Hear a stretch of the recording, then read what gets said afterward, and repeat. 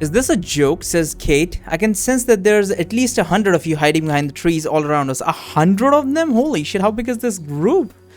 I mean, how are we going to possibly fight them? And yet none of you are mages. Oh, they're not mages? You seriously think you can win against mages by outnumbering them?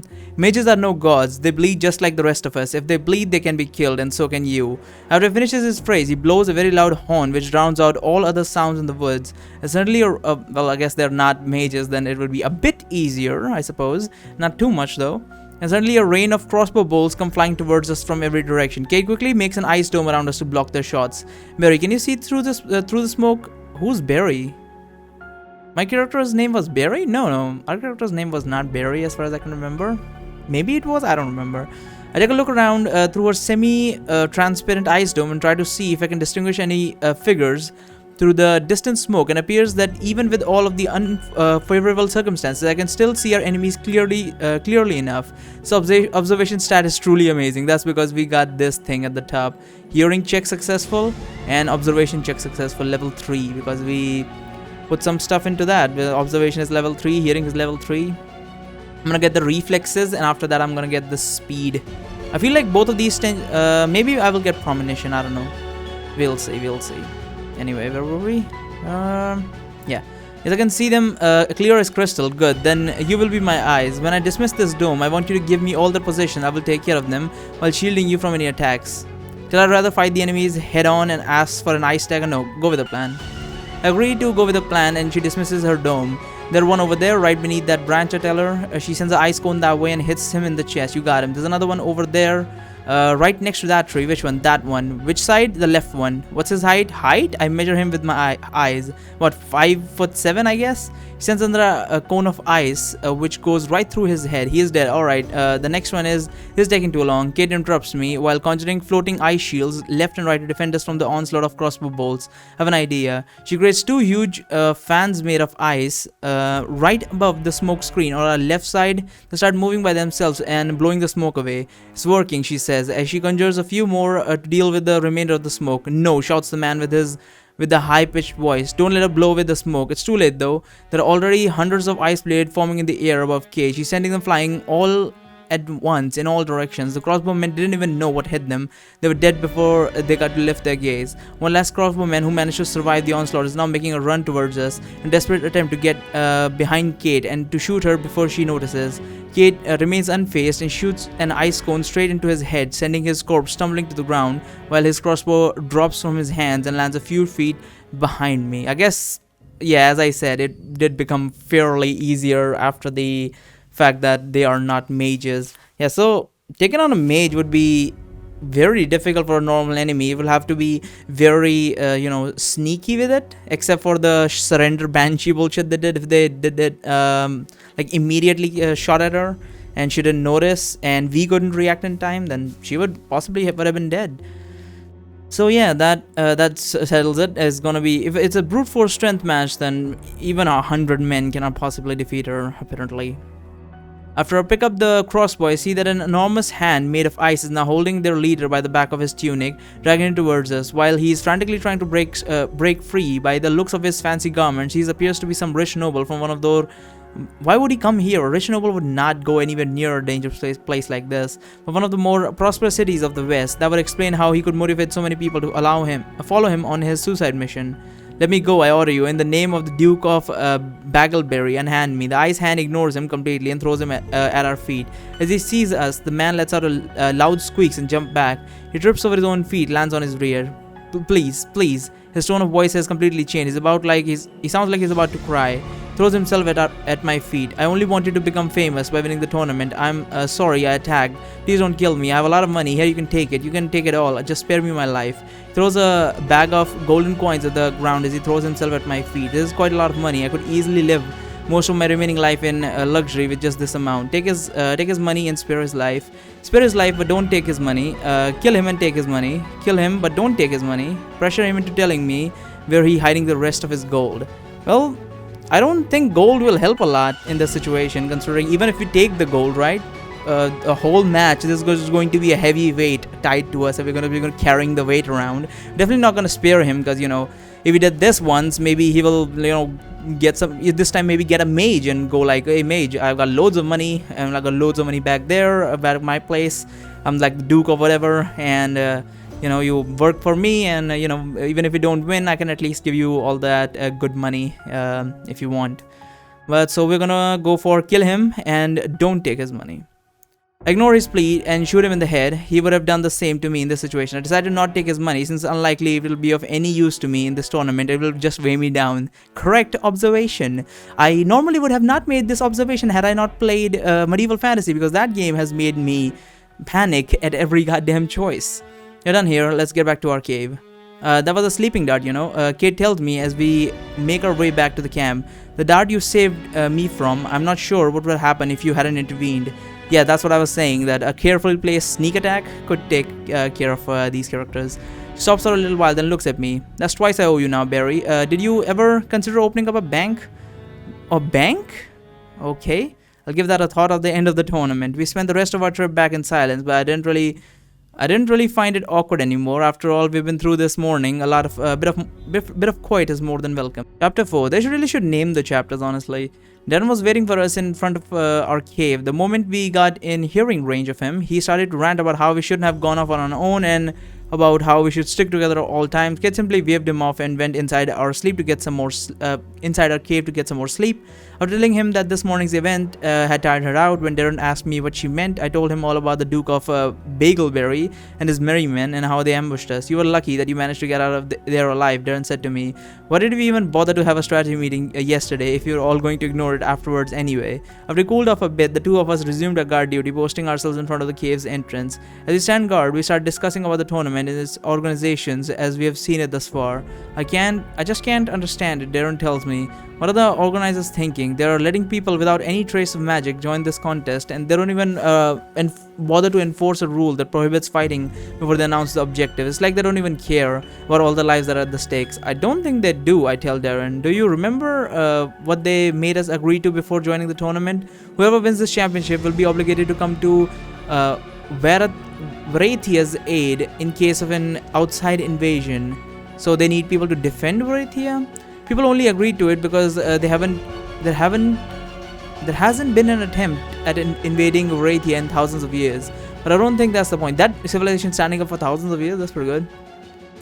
They just want the most powerful mage in the world to serve as their own personal scarecrow. They probably only care about whoever's going to win. But even so, if their goal is to get their hands on a powerful mage, why have they still not announced objectives?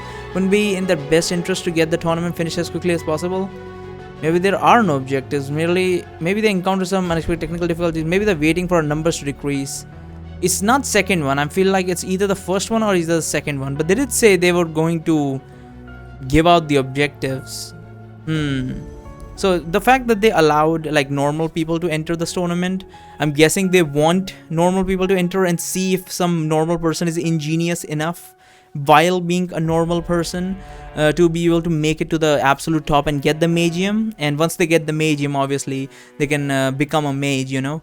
So it's a thing that I guess they were thinking like maybe this guy got to the Magium and the top of the tournament without actually having any powers. So like if he had powers, like how OP he would be, and that would be very beneficial to Varathia, whatever that city is called.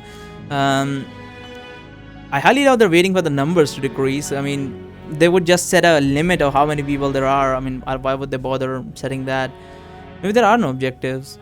Maybe there really is a life and death tournament. They're just waiting to see who will be the last man standing. By the gods, Barry, don't even joke about something like that. If that were true, then this tournament would turn into one of the biggest bloodbaths of this century. I refuse to believe that the rulers of one of the greatest civilizations of the world would turn to such barbarity. Before we get to continue our conversation, we sense someone approaching our location. Kate's barrier spell must have worn off. Keep your guard up, Barry. As this person approaches, we can sense his magical aura more clearly. His magical aura is just as weak as that of the crossbowmen from before. They had magical auras? Okay. Is this a survivor from our last battle looking to avenge his fallen comrades? When he gets within visual range of us, we discover that he is rather young for a warrior. He isn't wearing any protective gear. He seems to be somewhere in his late teens, but no older than 20. He's wearing loose pants and loose tunic, not much different from clothes one would normally change into before going to bed. The fact that he's walking with his eyes closed and his hands in his pocket is not really helping his case either. He looks like he just got out of bed to get a midnight snack, and definitely not like a participant in a life and death tournament. However, he can't be one of the locals either, since we would have been immediately notified to not harm him. Good moral lad. Okay, good. Darren shouts after the boy. Lovely day for a walk, isn't it? What business would you have with us? If you are lost, we would be more than happy to give you directions. Darren, it's hard to tell whether he's being sincere or sarcastic, since there are no hints in his look or his tone of voice. As I've known him so far, he'd be capable of either of those things in this situation. A young visitor doesn't seem to have taken offense at Darren's remark, smiles politely with his eyes still closed. There's no need, the boy answers. I was looking for some old friends of mine when I sensed there was a fellow Stillwater nearby, so I just had to stop by and say hello. He's a Stillwater, fucking hell. So I just have to stop by and say hello. There's so few of us left nowadays that it would be shame to not at least greet each other in passing. My name is Eden, pleased to meet you. My whole body freezes for a second. An actual Stillwater here? No, I should calm down. It's likely just some other guy who came up with the same idea as me. I refuse to fall for my own trick. Seeing that I don't say anything, Darren replies instead. Don't mind him, Barry's a little shy. I'm sure he's also pleased to make your acquaintance. My name's Darren. Oh, then you must be the healer in armor. I've been hearing so much about, and it seems that you have a third member in your party, a survivor of the Beacon of Hope, no less. I did not know any of them were still alive. Why is there a survivor? What's the Beacon of Hope?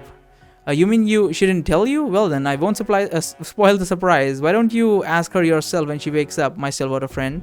I'm going to stop you right there, Aiden. Darren interrupts. I don't think it's necessary to carry on with this charade anymore. You and I both know that Barry is an ordinary human and not a Stillwater. What? You told them the truth, Aiden asked me. Honestly, did not think you managed to make it this far without bluffing. I must admit, I'm impressed. Stillwater bluff isn't going to get you very far, you know, Darren continues, especially since you're blind. Whoever heard of a blind Stillwater?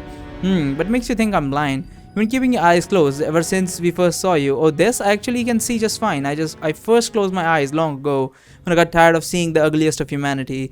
I mostly only open my eyes in completely unpopulated areas now. My magical sense is more than adequate replacement for my eyesight. Your eyes will deteriorate if you do that. They will become vestigial. I can feel every creature and every object's magical aura, which tells me where they are, and I get the added benefit of not falling prey to illusion spells. I don't need an extra sense to constantly remind me of why I despise humans so much. Aren't you a little young to be worrying about humanity's sins? Or is this some sort of phase you're going through in order to get your parents to notice you? Aiden smiles. You of all people should know better, healer in armor. Surely you must have seen all the world's suffering and injustices throughout your travels, the anguish, the agony. You've seen them all over and over. Tell me, healer, you've spent a lifetime trying to right the wrongs others have made. Do you feel like the world has become a better place because of it? He may be young, but he has a way with his words, I can tell you that much. Just because there are a lot of evil left in the world doesn't mean that there's no good worth fighting for. As long as I don't give up, I will find a way. Aiden's smile widens, but his eyes remain closed. Oh, so you're an idealist then. But tell me, hero, what happens when your pure ideals clash with the cold hard truth of reality? Suddenly Darren falls flat on his chest, and I can tell he's being pressed against the ground by a very powerful force. What happens when you meet a force so great that it simply squashes you against the ground as if you're an insect? So he's trying to show off his own power, like look at me. I am if I was one of those cruel forces of the reality, and I just killed you right this instant, there's literally nothing you can do. So what's the point of are you still going to hold on to your ideals, that sort of thing? I mean, it's not very cruel. It's uncalled for, but I wouldn't say it's cruel what he's doing right now.